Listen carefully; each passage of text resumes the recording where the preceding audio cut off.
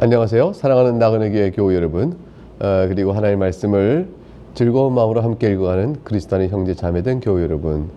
오늘은 창세기 33장을 읽을 차례입니다. 우리는 어제 32장에서 야곱에게 하나님께서 이스라엘이다 이런 이름을 새롭게 주신 것을 살펴봤습니다. 그렇게 주시된 계기와 뜻은 하나님을 끝까지 붙드는 야곱의 애씀을 보고 하나님께서 하나님 아니면 안 됩니다. 그 끝까지 매달린 자라, 하나님께 끝까지 매달린 자라 이런 뜻을 가지고 새로운 이름을 야곱에게 주셨습니다. 근데 야곱은 이제 그 이름을 받고 난 뒤에 두려움이 없고 담대함이 생길 수 있게 되었죠. 비록 이제 환도뼈가 상하여 절룩거리고 있지만, 그러나 그것은 하나님께서 자신과 함께 계시다는 약속의 증거일 뿐이었습니다. 자신의 힘으로 이 난관을 해치는 것이 아니라 하나님께서 나와 함께 하심으로 내가 하나님께 붙들었고 하나님께서 나를 치셨으나 내가 하나님과 함께 하면 이 난관을 이겨갈 것이다, 이런 뜻을 담고 있는 모습이 되는 것이죠. 그래서 이제 하나님만을 신뢰하고 나가는 야곱은 이제 에서에 오는 것을 그렇게 두려워할 필요가 없습니다. 1절에 이제 마침 이제 야곱이 눈을 들어 보니까 에서가 400명의 장정을 보고받은 대로 이제 거느리고 오고 있는 겁니다. 그래서 자식을 이제 그 야곱은 대비해서 자식을 나누었습니다. 레아와 라헬과 두 여종에게 자식을 나누어 맡기고, 여종들과 그들의 자식은 먼저 앞에 두고 레아와 그의 자식들은 다음에 두고 라헬과 요셉은 뒤에 뒀습니다. 3대 편성을 한 거죠. 이거 참 그 편성이 참 묘하죠. 야곱의 애정이 다 층층이 있는 것 같아요. 여종과 그의 자식들을 에서가 보고 먼저 해치는 있어도 여종과 그의 자식들이 먼저 당하고, 그 다음에 야곱이 또 해친다 할지라도 레아와 그의 자식들, 그 다음에 라헬과 요셉은 뒤에 뒀다 했으니 제일 마지막에 보호할 자로 둔 것처럼 이렇게 층을 둔 듯한 모습입니다. 야곱이 이제 어떤 마음으로 이렇게 했는지는 성경은 표현이 없습니다만은 일반적으로 이렇게 관찰해 보게 되면 그것이 아니겠는가 이런 생각을 좀 하게 됩니다. 3절, 자기는 그들 앞에 나아가되, 자기가 제일 먼저 앞에 나갔어요. 그리고 이제 몸을 7번 땅에 굽히며 그의 형 에서에게 가까이 갑니다.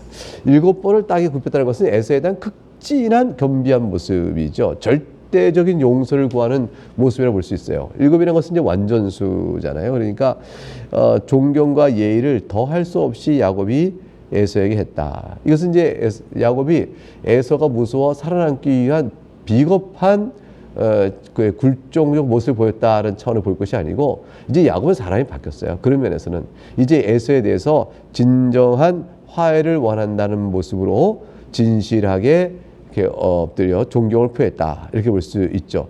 내가 이게 형이 받아야 될 언약 계승권을 내가 가로챘습니다. 사실 이제 야곱은 안 거죠. 그 가로챈다고 해서 하나님의 언약의 계승권이 기계적으로 옮기거나 기계적으로 가는 것이 아니라는 것을 야곱은 이제 아는 거죠. 하나님께서 뜻이 있어서 주실 자에게 주는 것인데 내가 에서에게 언약 계승권을 그렇게 가로챘구나. 이게 참 내가 어리석고 잘못했다라고 생각하여 이제는 에서에게 진심으로 그때 행위를 용서를 구할 수가 있게 된 것이죠. 장자 계승권을 굳이 거짓을 하여 뺏지 않아도 하나님께서 정하신 대로 이루실 하나님이신 것을 내가 그때는 몰랐다. 그래서 내가 그때 임의로 행하여 하나님께 참 회개할 만한 일인데, 이제 이 일과 관련해서 내가 에서에게 또한 진정한 잘못을 구한다, 이렇게 표현할 수 있는 것입니다. 야곱의 신앙이 이렇게 굉장히 잘한 것이라 볼 수가 있겠죠. 에서가 어떻게 반응을 보일까요? 4절, 아니 에서가 그냥 달려오는 겁니다. 달려와서 그를 맞아야 안아주네요. 그리고 목을 어금 맞추고 입 맞추고 서로 우네요. 에서가 야곱을 몹시 보고 싶어하고 그리웠던 동생을 만나는 것처럼 달려온 겁니다. 에서가 주도적으로 행동했죠. 먼저 달려왔습니다. 안았습니다. 목을 어긋나 맞춥니다. 입을 맞춥니다. 서로 울었습니다. 에서가 어떻게 이렇게 반갑게 야곱을 맞이할 수 있을까요? 에서도 이것을 그 야곱을 맞이할 때 옛날에 있었던 마음의 미움과 증오의 마음이 이제 사라졌다는 걸 알 수가 있어요. 하나님의 은혜죠. 에서의 마음을 하나님께서 부드럽게 녹이신 것입니다. 하나님께서 우리 사람의 마음은 만지지 않으면 사람 마음 바꿀 수가 없어요. 우리 마음의 증오가 풀리겠어요? 우리 마음의 원한이 풀리겠습니까? 세월이 가도 뭉쳐 있게 되는 겁니다. 근데 하나님께서 만져주시고 은혜 주시고 에서에게 어떻게 이 마음이 풀도록 하나님 은혜 주셨을까? 에서가 풍성해진 겁니다. 에서가 자기도 큰 세력을 이루게 되니까 이제 야곱이 가져간 장제 계승권이라는 게 도대체 뭐냐? 내가 이렇게 잘 됐지 않냐? 그러니까 그거 다 의미가 없는 거다. 이런 식으로 에서는 불신앙자였고 나름대로 자신의 존재를 의의를 갖고 살았기 때문에 굳이 야곱이 뺏어간 하나님의 언약의 계승권이 에서는 지금 부럽지 않았던 거죠. 미련을 둘 이유가 없었던 것이죠. 그러니까 에서의 마음은 이제 너그러워진 겁니다. 그렇게 이제 생각할 수가 있습니다.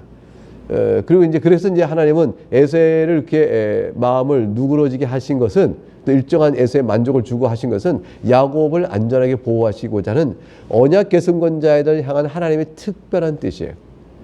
그래서 이렇게 에서의 마음이 부드러워졌습니다. 5절에 보니까 에서가 눈을 들어봅니다.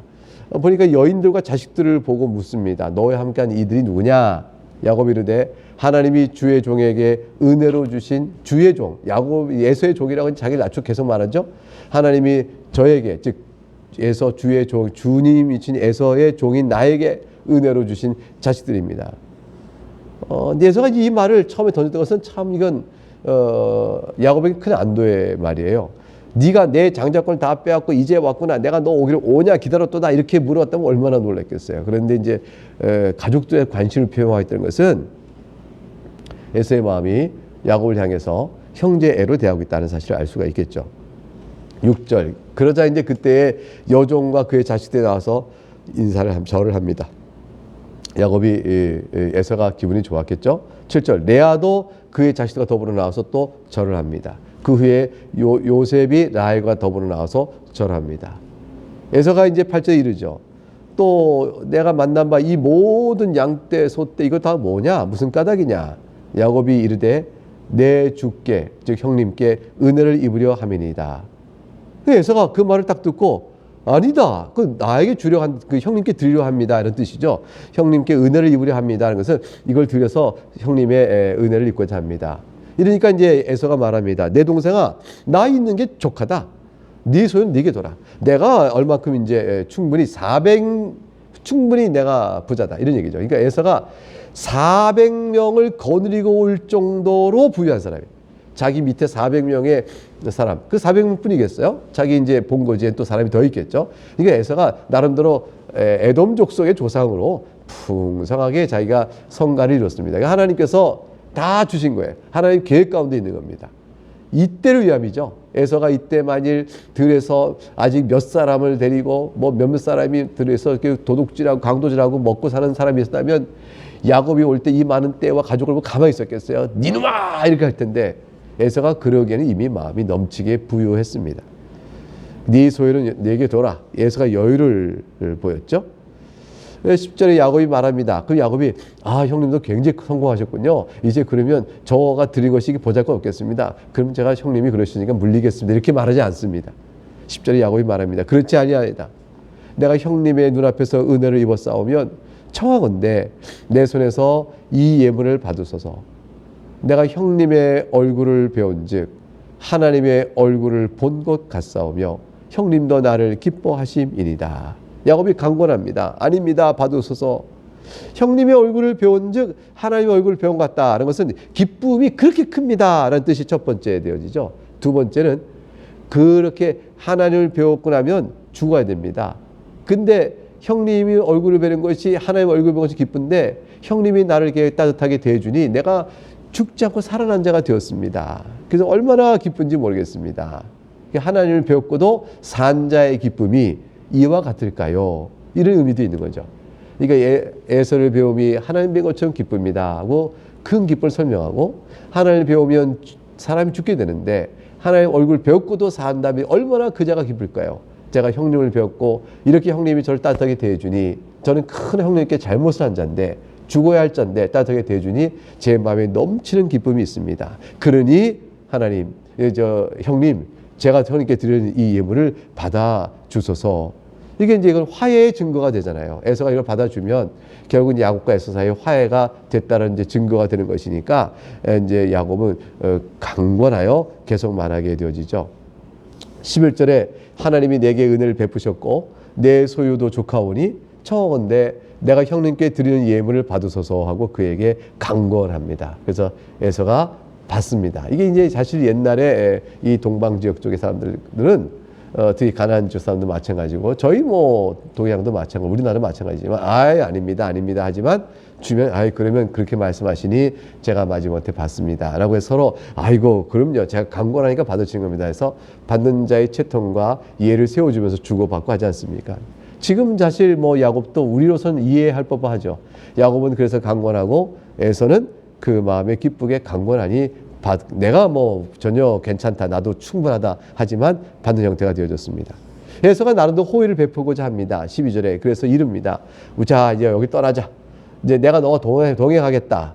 이게 보호해주고 네가 가오는 목줄까지 내가 안전하게 지켜주겠다 이런 뜻이 되겠죠. 근데 야곱이 거절합니다. 사양합니다. 13절에 그에게 이르되 내 주도 아시거니와 자식들은 연약하고 아직 어리고 내게 있는 양떼와 소가 새끼를 데리고 있은즉 하루만 지나치게 몰면 모든 떼가 죽으리니 이것을 그렇게 형님의 속도에 맞춰 따라갈 수가 없습니다. 저희는 천천히 가겠습니다. 형님은 갈 길을 빨리 가십시오. 14절 청하건대 내 주는 종보다 앞서가소서 나는 앞에 가는 가축과 자식들의 걸음대로 천천히 인도하여 세일로 가서 내 주께 나가겠습니다. 야곱이 이게 참 지혜로운 결정을 한 거죠. 에서가 끝까지 동행한다면 이제 그 보조도 맞춰야 되지만 하루하루 에서의 마음이 어떻게 변할지 모르는 거죠. 그러니까 오늘은 좋은데 내일은 또 어떨지, 내일은 좋아도 내일 모레는 어떨지 사람 마음은 이제 자꾸 바뀌니까 그러니까 사실은 야곱은 에서가 빨리 에서부터 떨어져 있고 싶지 에서와 가까이 있어서 에서의 마음이 변화될 때 다칠 두려움이 어떨지 모르니까 야곱은 지혜롭게 에서와 관계를 멀리합니다. 사실은 하나님께서 보호하시니까 에서를 두려워할 것이 없다 할지라도 에서와 굳이 야곱이 같이 있으므로 있을 건 불편한 거죠. 야곱에 있어서는 에서부터 독립되는 것이 훨씬 더 마땅하고 좋은 것이니까 야곱이 잘 지혜롭게 대답을 했다 볼 것입니다. 그래서 15절에 에서가 이렇게 말합니다. 그러면 내가 내 종 몇 사람을 너에게 머물게 하리라. 이제 몇 사람 종을 둬서 너를 보호해 주겠다 이런 뜻이 되겠죠. 야곱이 말합니다. 어찌하여 그러십니까?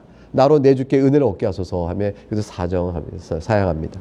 그래서 옛날 예서는 세일로 돌아갑니다. 이때 하나님께 예서의 마음에 왜 자꾸 내가 주는 호의를 야곱이 거절하나? 뭐가 찝찝하나? 내가 두려운가? 야곱이 왜 나를 신뢰하지 않아? 이런 식의 마음을 갖고 불편했으면 또 어려웠을 거예요. 근데 에서의 마음이 흡족했습니다. 흡족해서 야곱의 말을 겸손한 그대로 받아줬어요. 그래서 자기 종 몇 사람도 남기지 않고 그냥 다 철수에 가게 됩니다. 이것도 하나님의 은혜입니다. 하나님께서 에서의 마음을 그렇게 주장하고 이끄신 거죠. 그래서 이날에 에서는 세일로 돌아갑니다. 하나님의 은혜를 에서는 고백하지 않았죠. 야곱은 하나님의 은혜 하나님께 이렇게 주셨습니다라고 말할 때 에서 또한 나도 또한 하나님께서 내 아버지 이삭의 하나님 내 할아버지 아브라함의 하나님이 내게 이렇게 복을 주셔서 내가 이렇게 에돔 땅에서 이렇게 크게 번성했다 이렇게 하나님 은혜로 됐다는 말을 하지 않습니다. 이 에서는 하나님을 믿고 신실하게 살아가는 그런 사람이 아니었던 것이죠. 에서가 야곱을 만나서 용서하고 화해를 했지만 그 이후에 에서의 행적은 성경에 더 이상 기록되지 않습니다. 이제 야곱과의 관계 때문에 등장했을 뿐 더 이상은 하나님의 관심과 중심에서 벗어난 사람이죠. 세상에 속한 사람이니까 영영 세상으로 돌아가고 언약의 줄기에서 그런 영영 끊어진 사람이 되고 맙니다. 그리고 이제 에서의 후손이 에돔은 이스라엘의 원수가 되잖아요. 끝까지. 17절 야곱은 숫곳에 이르러서 자기를 위해 집을 짓고 숫곳으로 갔습니다. 그의 가축을 위하여 우리간을 지었으므로 그 땅 이름을 숫곳이라 불렀더라. 거기서 이제 야곱은 한 20년 정도 정착합니다. 그리고 나서 가나안 땅으로 돌아와 세겜에서 밭을 사고 정착하는 일정한 과정을 걷게 되어집니다. 그러니까 가나안 땅을 바로 들어가기 전에 숫곳에서 한 20년 정착을 하죠. 18절에 야곱이 밧단 아람에서부터 밧단 아람은 라반이 살던 집이잖아요. 이제 라반의 거주인 밧단 아람에서부터 평안하게 가나안 땅 세겜에 이르러 세겜의 성 앞에서 장막을 치고 그 장막을 친 밭을 세겜의 아버지 하몬의 아들들의 손에서 베크시타에 샀으며 거기서 제단을 쌓고 그 이름을 엘로헤 이스라엘이라고 불렀습니다. 이렇게 되어 있습니다. 그러니까 이제 야곱이 숫곳에 20년 동안 정착했다가 이렇게 가나안 땅 마침내 세겜까지 가는 동안에 시간이 꽤 걸렸죠. 근데 세겜에 가서 밭대기 좀 사고 거기서 일정한 터를 이루고 살게 되어집니다. 그게 이제 오늘까지 살펴보는 본문의 내용이죠. 어떻게 야곱이 어제 본문부터 시작해서 어떻게 라반의 손에서 빠져나왔고 어떻게 에서의 위협으로부터 벗어나게 되고 마침내 세겜 땅에 들어가게 됐는가. 이후에 이제 야곱이 세겜에서도 살아가는 일의 과정의 내용은 이제 내일부터 또 뭘 살펴볼 내용이 나오겠습니다. 엘로헤 이스라엘, 이 말의 뜻은 하나님이죠. 하나님, 이스라엘의 하나님, 이렇게 이제 하나님 이름을 부르게 되었습니다. 그래서 그 단을 쌓고 하나님이시여 이스라엘의 하나님이시여 전능하신 하나님이시여 이스라엘의 하나님이시여 라고 야곱은 자신의 이름으로 단을 쌓고 하나의 이름으로는 아주 기쁨을 누리게 되어집니다. 이때 야곱의 마음속에 올라오는 벅찬 기쁨이 얼마나 크겠어요. 마침내 돌아와 내가 성가하여 내가 나의 하나님을 부르고 내가 단을 쌓구나. 독립된 가장이요 독립된 족장으로서의 품격을 이제 지켜 다 갖추게 되었습니다. 앞으로의 야곱의 인생은 하나님께서 또 눈동자 좀 지켜보시면서 그를 통하여 이스라엘 12족속을 이루는 전체의 놀라운 구원 계획을 이루어가시게 될 것입니다. 네, 오늘은 여기까지 말씀을 살펴봅니다. 복된 하루가 되시고요. 내일 다시 또 뵙겠습니다. 감사합니다. 샬롬.